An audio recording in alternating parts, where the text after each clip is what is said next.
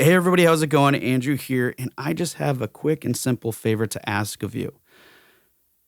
And that is, if you're a fan of the show, then share it with someone you know. That's it. If you really find this helpful, or whatever it might be, if you check those boxes, if that's doing it for you, then share it with someone you know. So again, if you're a fan of the show, share it with someone you know.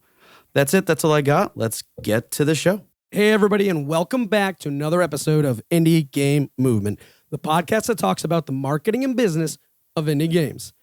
I'm Andrew Pappas. I'm going to be your host today, and we're going to be talking about connecting with players through meaningful narrative experiences.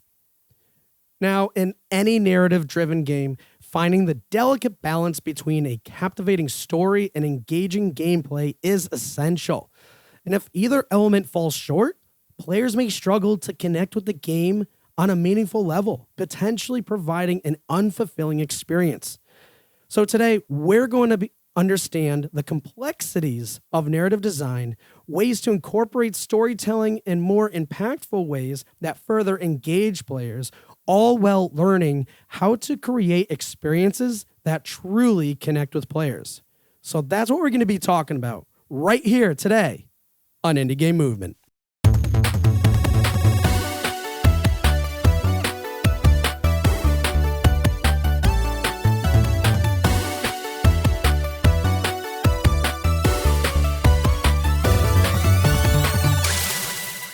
Hey, everybody, and we're back. And today with us, I have Aureus Gaj. Aureus, how is it going? And thank you so much for being here on the show today. Hi, I'm great, and thank you for having me. Of course. Now, real quick, folks, for those of you who aren't familiar with Aureus, he is the game designer and at Anxiety Moral Studio.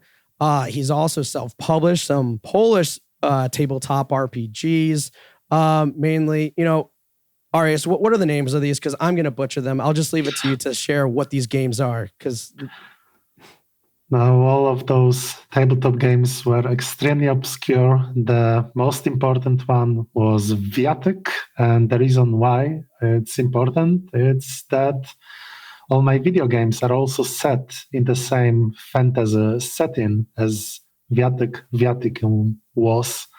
So, Road Warden, Windy Meadow, and even the older games that probably should be forgotten, all were set in the same setting that has been evolving, maturing, growing over the years, but its core has been the same this entire time.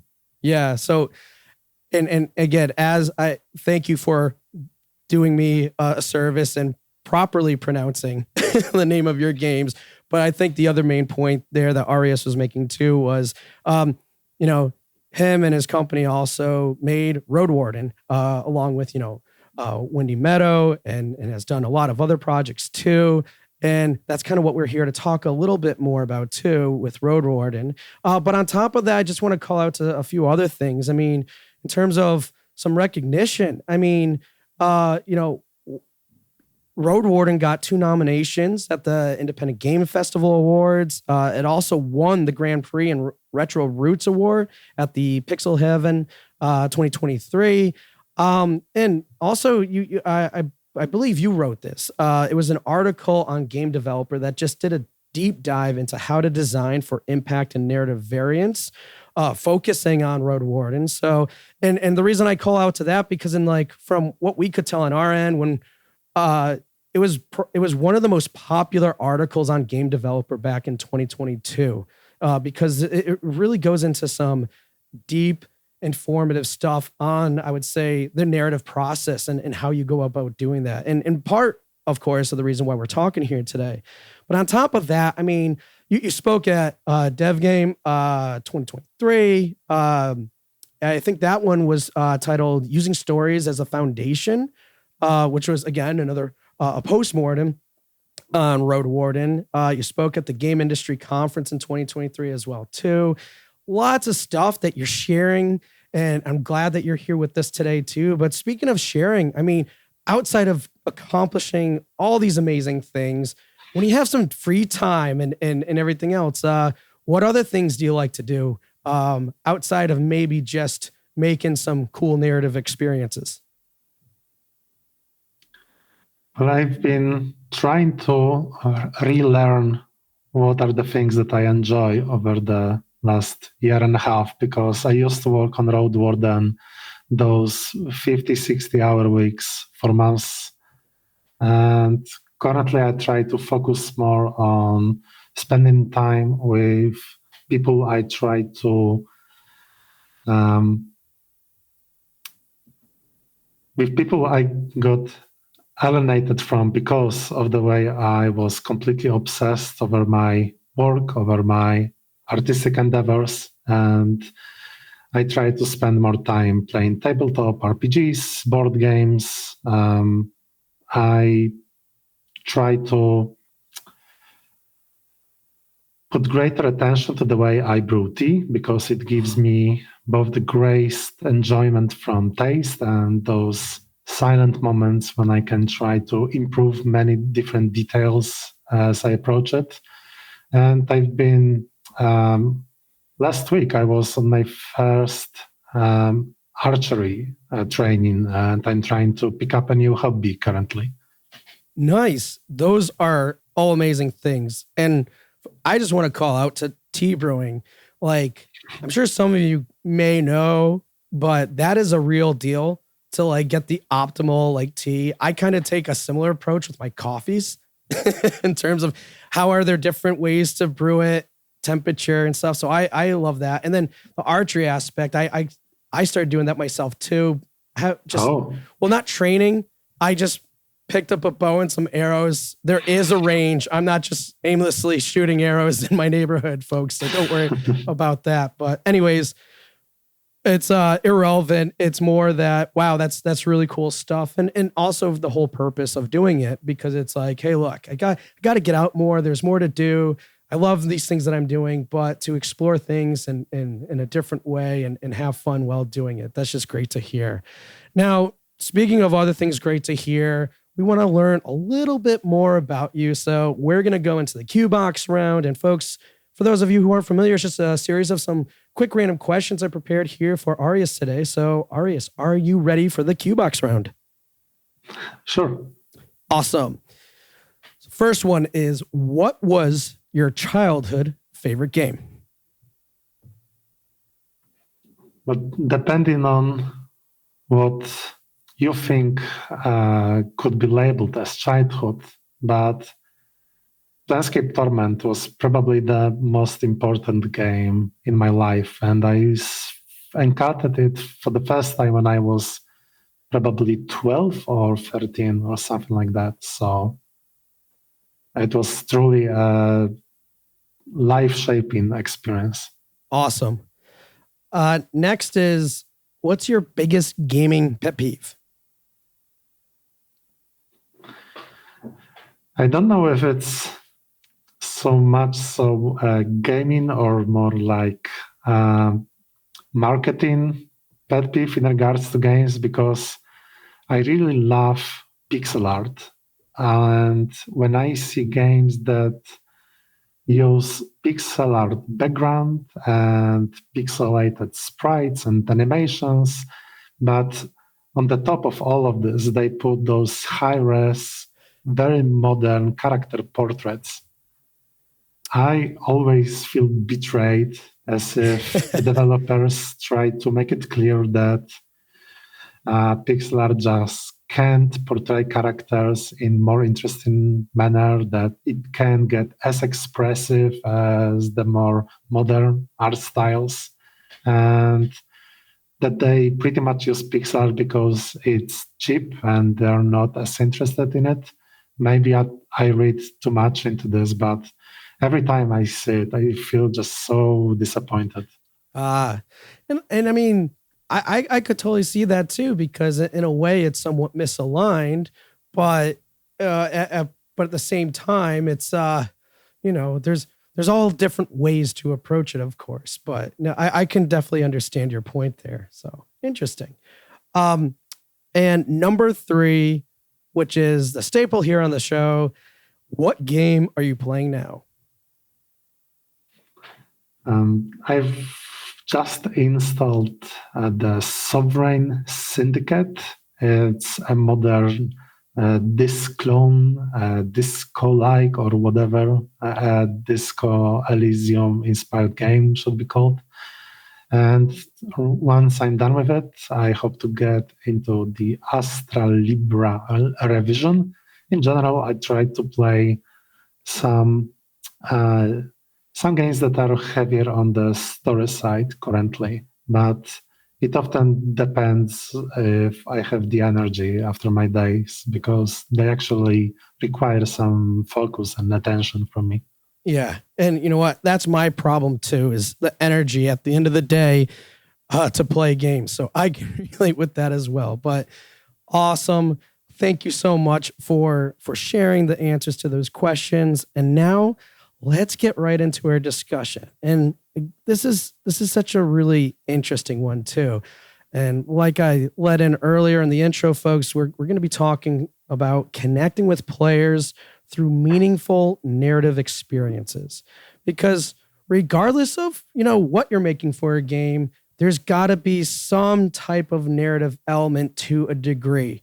I'm saying that very broadly, but in a lot of cases, I know some are a little bit more deep and there's so many more layers to them too. And that's what we're going to kind of get into the bottom of and explore a little bit today. So to kick things off, one of the most challenging aspects of making a game is creating one that is able to connect with players in an impactful way. What do you think is a good position to take when trying to tackle such an obstacle?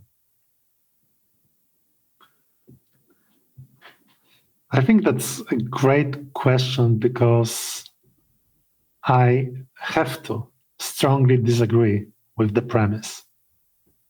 I don't think creating a narrative experience that would be interactive and gamified and would be able to connect with people is actually that difficult. I think the main problem is that many developers want to have a cake and eat it too. So they try to develop a game that's mainly focused on its gameplay, on the way it's meant to be fun and exciting and quick. And all of those things are great. And many people, if not most people, truly crave such experiences. But because they know that there is the additional player base that could be lured to such a game, if only it would have some sort of meaningful or memorable or at least recognizable narrative, like this spice, this overcoat attached to the whole project. It would bring in even more revenue. And from my perspective, games that have the greatest narratives are games that try to focus on their narratives, especially where they try to actually build up the entire experience around their storytelling, and they try to introduce systems and tools of expression around the fact that they want their narratives to stand on their own, to be the foundation of the entire project. So I usually would say that either the games that try to pay no attention to their storytelling or pay all the attention to their storytelling are doing the best, are taking the best approach they can. Those that try to stay in the middle, where they try to, for example, they first know what genre they want to pursue or what type of additional systems they will try to introduce to make the game more interesting, and they try to force themselves to introduce more storytelling bits, more story arcs, more characters to just pad out the runtime, for example. I think those are the games that suffer the most. I'm glad you called out to that, because it seems like at face value, it could be something that is a struggle, but it's more so, like you said, on the focus. At least your opinion is that it's more of a focus issue as opposed to just being a struggle in general. And it is really important, because we're not going to go into this, but I'm sure that it can play into other aspects of like balancing. Because I mean, game mechanics are an important aspect of balancing, but so is the overall experience as it plays to narrative and other components of the game and everything too. So it's just, I'm glad you said something to that, because sometimes we might, just by simply looking at something a little bit differently, it can kind of show another way of how to approach what seemingly is a challenge. It may not be under a different lens. So it's really insightful to hear that. And on that note, you mentioned some other things that I thought were kind of interesting, and I want to discuss further, especially when it comes to like meaningful narratives. So, and I guess in your case, when it came to wanting to develop different and meaningful narrative experiences for players, what were some of the key driving factors that influenced your decision to do so? I now wonder, would you like me to focus more on the specific games and we can for them, or let's talk. Yeah, why don't we focus a little bit with Road Warden, because I know that's kind of like a little bit of the focus in general anyways. But yeah, why don't we talk a little bit about Road Warden, at least in that context? So I think I'll use Road Warden as the main example, because this is the game that's it has the clearest goal and this strong vision I had for it from the very beginning. And since I've been in love with tabletop RPGs ever since I was, I think, 12 once again. And I always saw the difference between games that try to that allow you to meet up with your friends around the table and just goof around and have funny stories to share after you're done playing, and the video games that try to make those very detailed interactive stories with high production value that couldn't be ever reached by your small group of friends that are all tabletop lovers. And when I was a kid and I was playing video RPGs, I was expecting that with time, more and more games would get better at focusing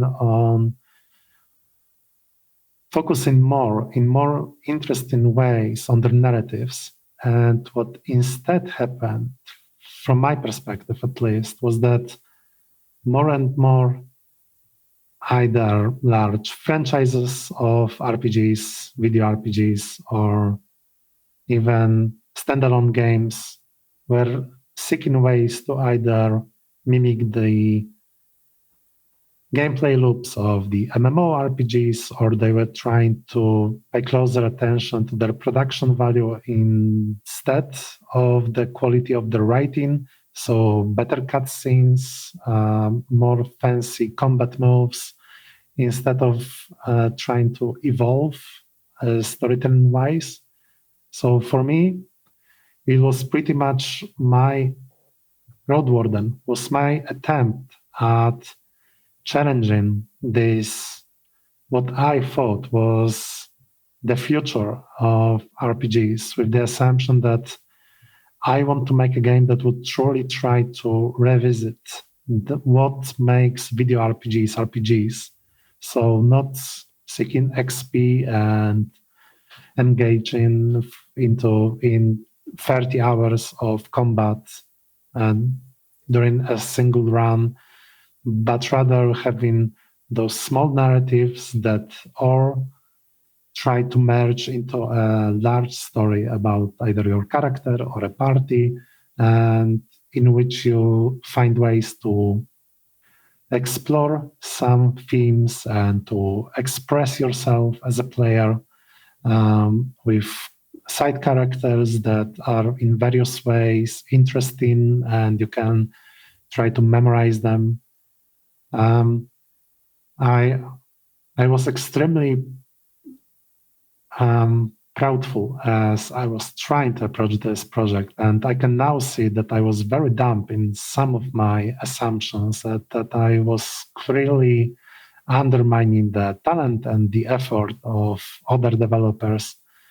And I even called the first file that was trying to outline what Road Warden was meant to be in 2018.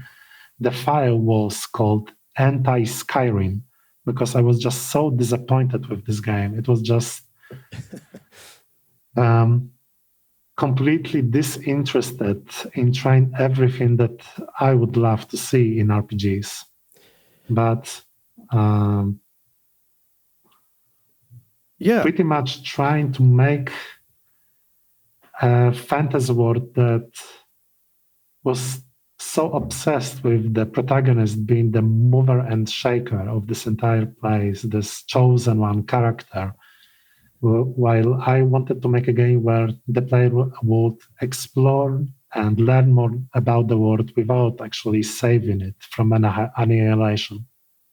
You know, you make a very interesting point, because I'm a fan of RPG games, don't really have the time. And when I say RPG, video RPGs, big fan of like Final Fantasy and those types of things, Chrono Trigger, you know, those are games I grew up with. But what's funny, as a kid, even as I grew older, I never really understood the difference between when I learned about TTRPGs, pen and paper, whatever. I never got into them, but I couldn't when I found out that genre for video games essentially derived from that game type, I was like, okay, but I never understood the true connection, especially as I learned more about TTRPGs later on. And to you with that background, you're like, again, hey, how come this didn't evolve? In what ways could it have evolved?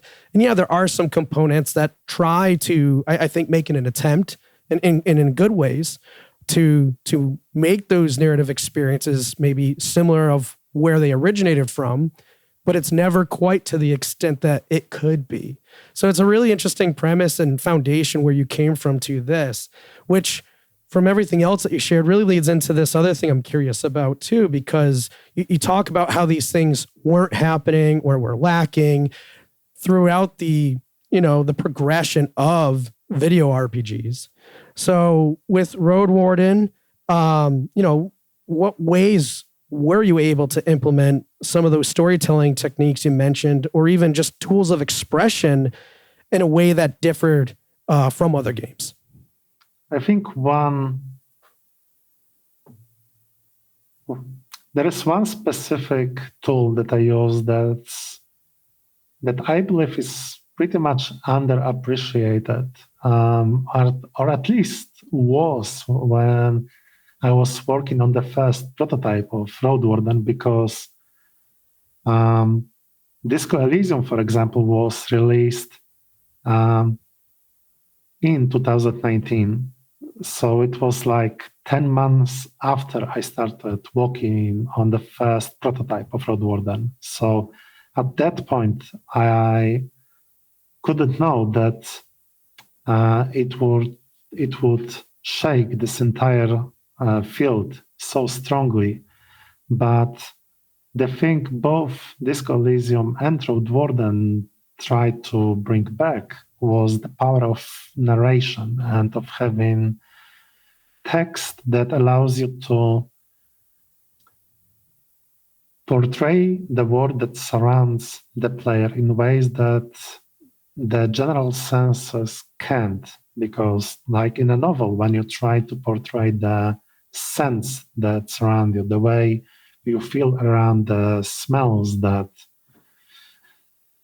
just bring some memories, for example, from the past, in video games, you can try to incorporate those feelings in other ways, but if you don't have a tremendous budget for cutscenes, for example, it's getting constantly more and more difficult. And by introducing narration, you can actually not only get into detail in so many ways that the other tools of expression can't or struggle with, but you can also introduce some very needed brevity to your stories, because like I really like to use Road Warden as an example here, because there are so many parts in the game that people would say that they are getting boring, for example, that they are getting too lengthy. And that's completely fair. If someone thinks, for example, that I got into too much of a detail in regards to how do you feel when you hold a cup of meat that someone offered you, that's all right. It's possible that I made a mistake. Maybe I failed at making it interesting. But there are also so many parts of the game that I could just jump around so many long, tiring, boring scenes that could be skipped because I didn't have to portray you that, for example, the time passed. I could just tell you that an hour later something occurred, that I didn't have the need, for example, to present you some sort of story exposition or a background of a character by forcing them to talk with you unnaturally. I could just give you some sort of summary of what's your perception of what happened, for example. Or I could portray that a group of characters said that they've been talking about something in their own gathering, and here is what you learned from that. And I can just limit this entire encounter to a single paragraph. Or I can try to incorporate a tense moment that's focused around, for example, a creature that tries to murder you. And I can try to trim down the descriptions of those creatures or of this creature, or try to shift the order of what I try to describe in ways that would make those moments more memorable, shorter, without requiring you to learn everything of what's going on to actually capture the sense. So,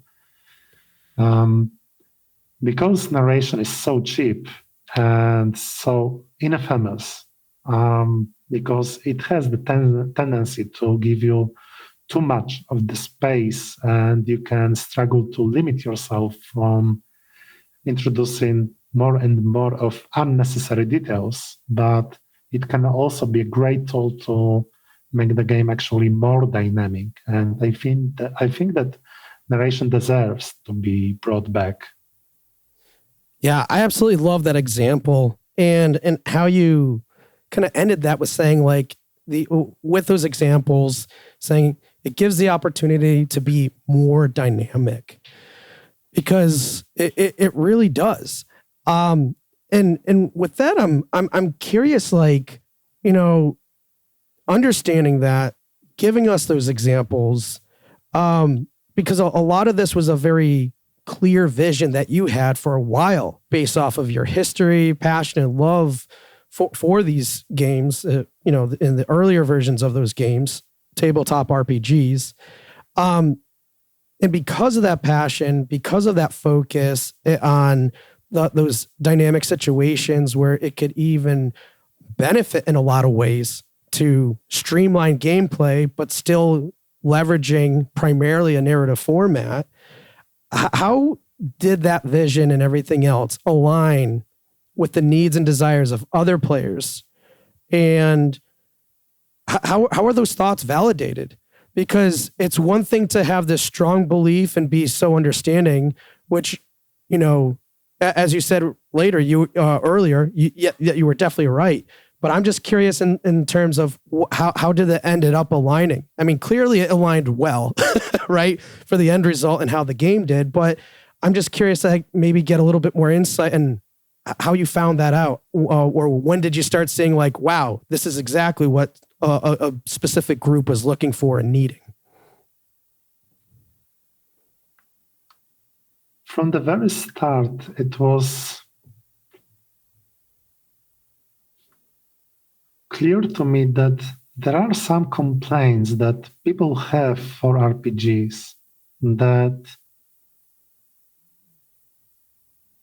I was feeling for many years, but they've been expressed through gaming criticism, through memes, through just constant mockery that was assigned, for example, to the way RPGs introduce, for example, their fetch quests, or the way they force you to kill rats and wolves in a specific order of growing power level of your enemies.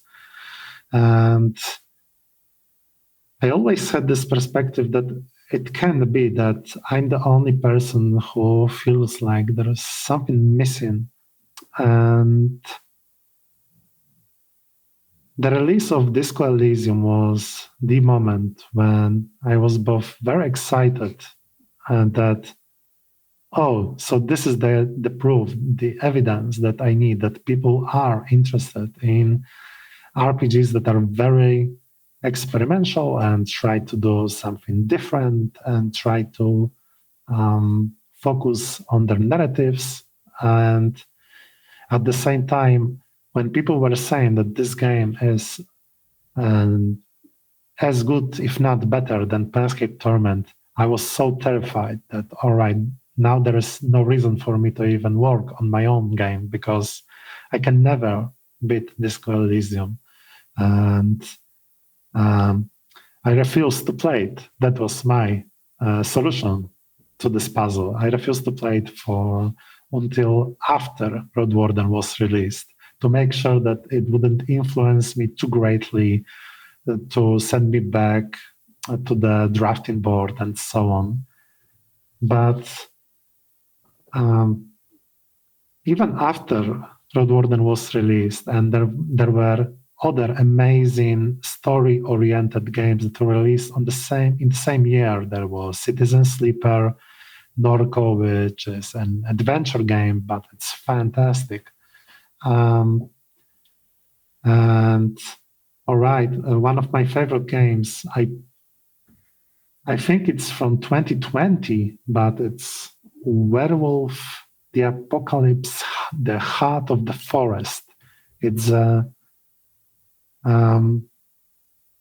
once again, it's a bit of an RPG, a bit of an adventure game, kind of a storybook game that tries to.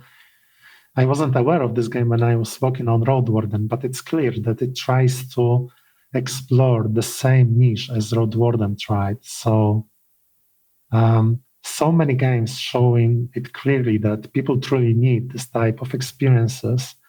And I could see after the Road Warden's release that people were replaying the game right after their first playthrough, that they were trying to find more secrets, and that they were often upset that too bad that there is no DLC, for example, why there is no announcement of a sequel. And so I think I went from general vague sensation to fierce confirmation to the evidence that Road Warden had the luck of entering the world with other amazing games that try to do the same thing and try to pretty much broaden this field of RPGs. And each one of them does so in their own unique ways. So I'm extremely excited. Awesome. And it's really cool to hear kind of that process that almost thought iteration between seeing what else in the space was happening, how those stories within those games were unfolding. And then again, like, just further validating this whole concept and belief you had to getting it to a point where it was, kind of like all coming together, right? And what's really cool too is like when you start seeing that level of player engagement and everything, and truly getting to the level of connecting with players in these types of games. And I want to explore that a little bit more too, and kind of just because I think this is probably one of the coolest parts and most rewarding aspects of these types of games, or just even in general for anybody, is when they have those like memorable moments, when they have that true level of connection with what they're engaged with. And I'm just curious if there are any like player reactions or experiences that you could share that demonstrated, the impact that your narrative design had on them. I know you provided some examples of what was done in the game, but what was that like reaction when players engaged with something this way a little bit differently? Like anything you can share that in a way was some form of proof, if you will, that, wow, this player is really connecting and resonating with this experience. It may be a bit unfair, but I'm going to use the experience of my then girlfriend and now fiancé, because I could see it in real time, how she pretty much postponed the greatest, the most difficult quest to the very last day she could, because there is time limit. There is time limit in Road Warden. You have to complete your journey in a specific amount of days, and doesn't matter if you feel satisfied or not with your outcomes. You're going to be taken back. You're going to travel back to the city to give the officials your reports from your journeys. And my girlfriend decided to schedule her entire journey in a way that would allow her to reach the top power level and the level of preparations before taking on the most difficult quest. And the game was actually designed in a way that I was forced to introduce a ton of additional, just tiny additional paragraphs and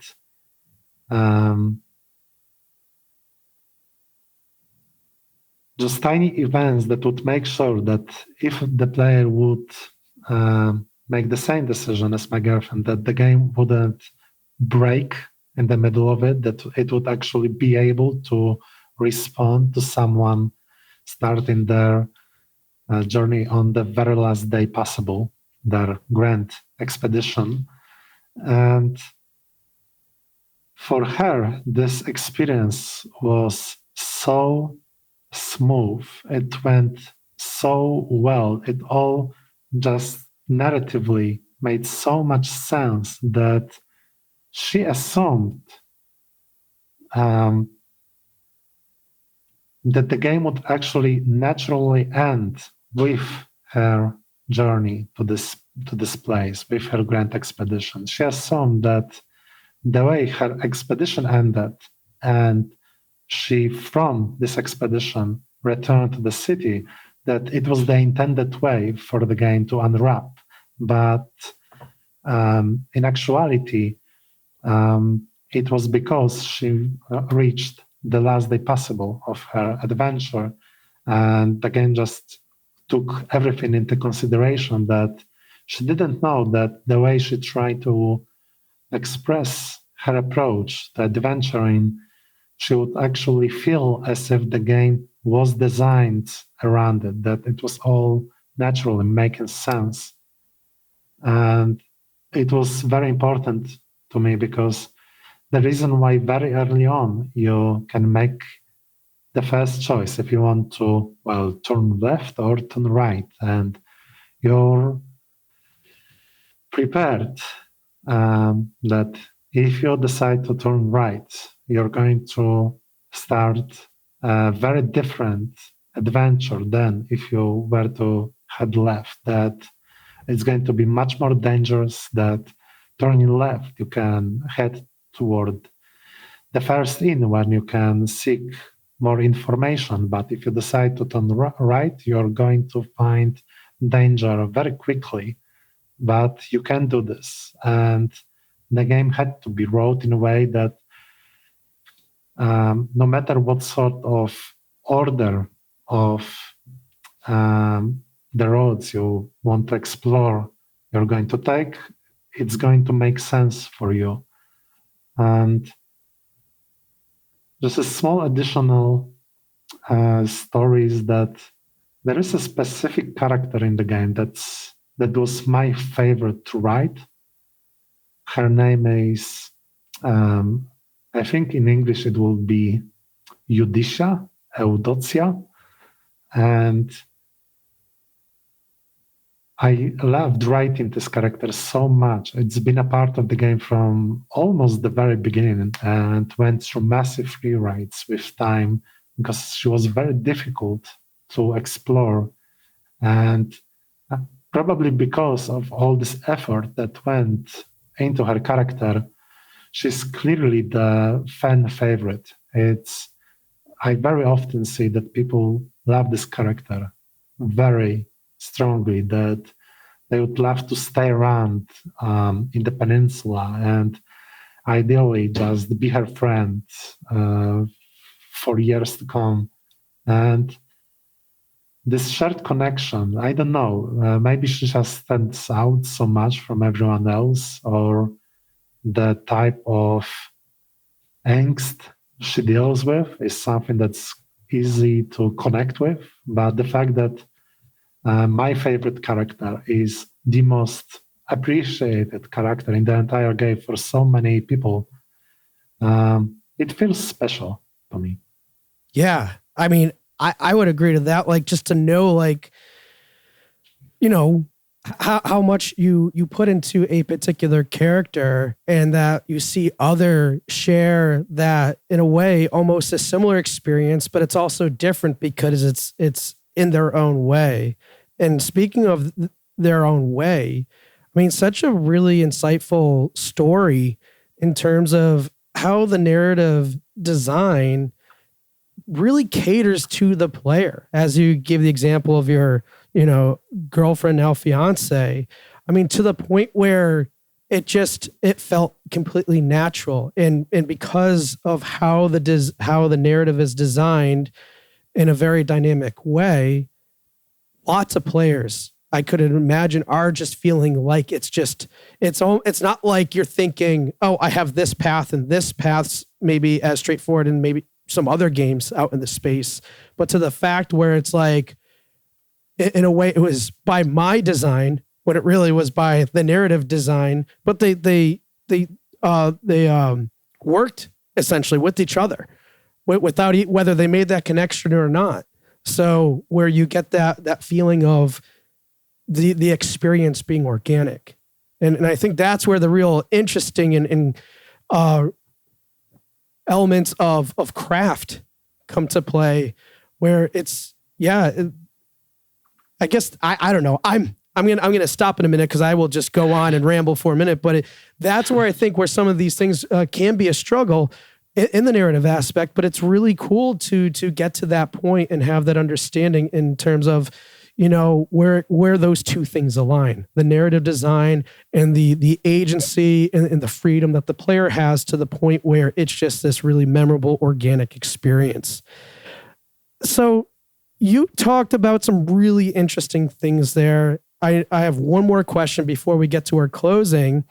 And that's just simply like, looking ahead, how do you envision the future of narrative-driven gaming? Because I think you bring up so many amazing different points in terms of what we see now, what's happening with narrative, what you and others have been doing with narratives in a very, innovative way. But I guess specifically to you, how do you see your own work evolving in this space and maybe evolving for others in this space? Because it seems like it's very interesting. I mentioned a few games that were released over the last 2-3 years that were trying to do the same revisits into the genre as Road Warden. But for what I can tell, there are others that are currently in development. I can't talk about some of them out loud, but I often interact and encourage with some of those that are getting released or are in development on my Twitter, for example, because there are people who try to mimic the design of Disco Elysium just in their own way. There are people who try to mimic Road Warden in their own way, but also people who try to, once again, find their own path, try to explore in their own unique way, not always as RPGs, but I'm not sure if there is. I know if I would say hope. I don't have much excitement for the AAA field, honestly, and those games are just simply not made for me, and there is nothing wrong with them per se, but they're just not too exciting for me. But not so long ago, for example, I played the so-called main WA production, Hellblade: Senua's Sacrifice, and the sequel is just around the corner, and so many very creative approaches, because what I think is the greatest conclusion I would have from seeing the success many games focusing on their narratives were able to hit over the last few years is there is a strong enough player base that you could either build up your career around it, or you could specifically target those players with your games. You can try to build your community together with them. And I'm sure that if Road Warden were to be released in a complete void as this one alone brave little game that would try to introduce a bit of an alternative approach to RPGs, it wouldn't get noticed because there wouldn't be that many people interested in giving a shot to this type of game. But because people were willing to play text-heavy or at least story-oriented games so many times already, we have such a strong this bouquet of evidence that those games can be interesting, they can be innovative. And I think as a player, not just as a developer, but I expect that the years to come are going to be extremely rewarding for me. So I'm going to have a ton of amazing games to explore. So I'm happy. I love that. I love that optimism. And plus it's just, it's in a world now, in a space, an industry where we think is potentially oversaturated, and there's no real ways, or it's even more and more challenging to stand out. This is just one example, I think, of many that are out there to show that yes, those may be the cases in general if you're just looking at the industry, the market as a whole, but there is still plenty of opportunities to stand out, to find needs and things like that. And to hear you, even just from a player perspective, say like, hey, I'm really excited for the future. I mean, I can't think of anything, at least for right now in this moment, a little bit more enlightening and promising and exciting than that. So it's great to hear that too, as you know, how you see things from obviously some of your development experience, but more importantly, as your experience as a player, to see that, hey, there's just more coming around the corner, and it couldn't be a better time to be a player. So really appreciate you sharing all that, Aureus, but unfortunately we need to close soon. So before we do though, we covered a lot. If you could give us any like tips, suggestions, advice based off of, what we discussed today, what for our listeners, what would some of those things be?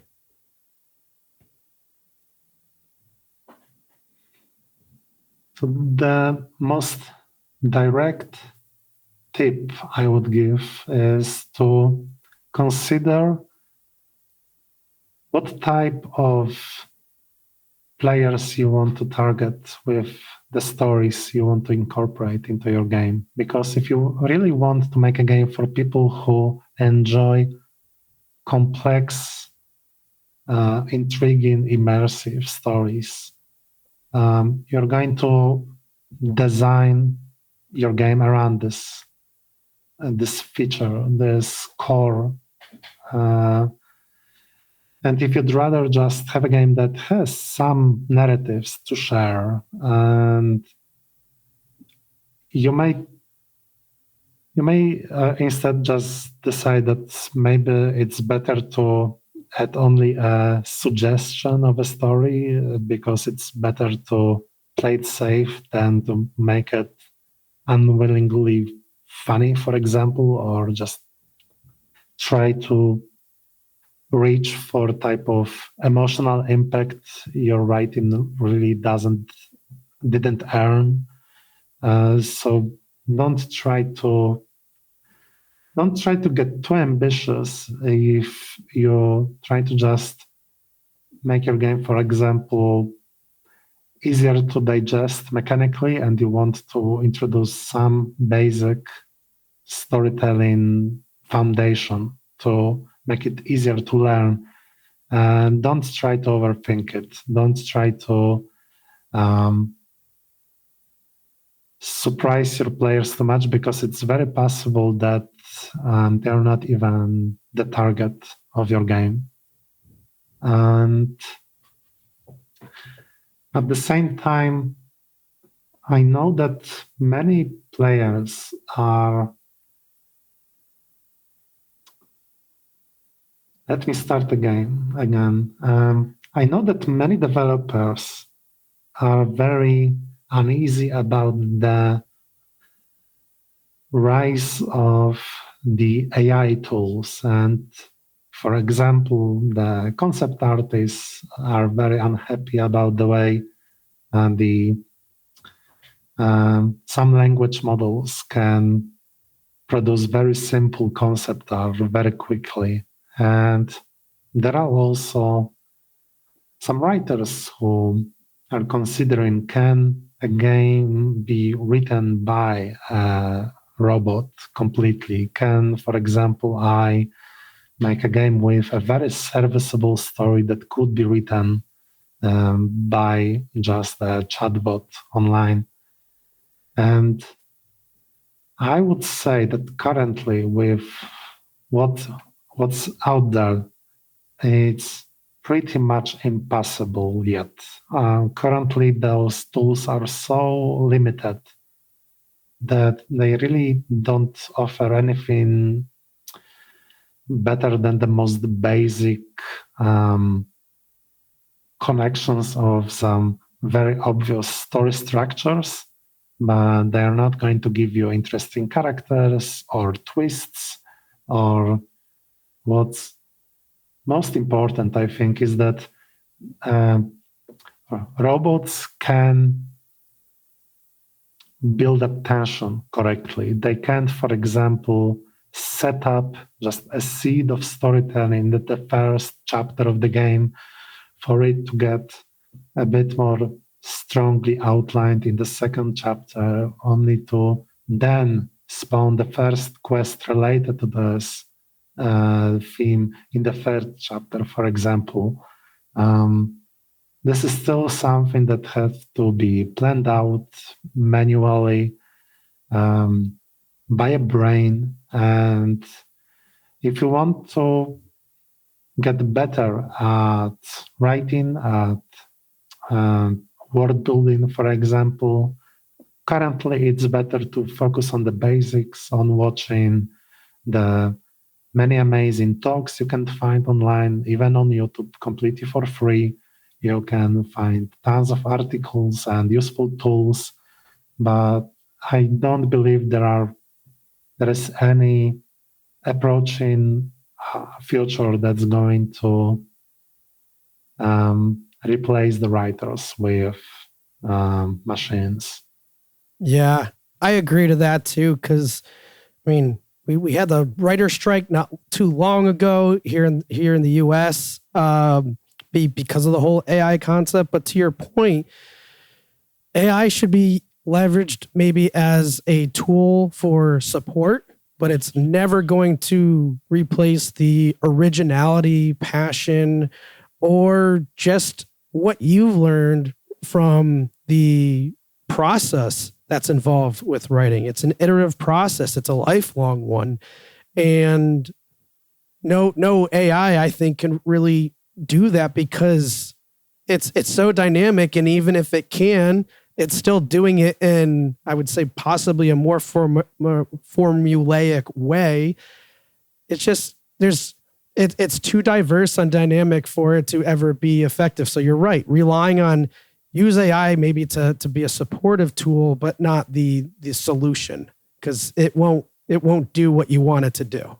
No, and I don't care how good you are at prompt engineering, folks. I don't, like it's for writing, it's not going to be the same. So, but again, it's a good point because yes, it is going to be a little bit challenging with the features of some of those tools and stuff. But going back to the basics and learning those things first are really going to help you get better at that craft, not a generative tool like AI. So awesome points and suggestions, and thank you so much for sharing them.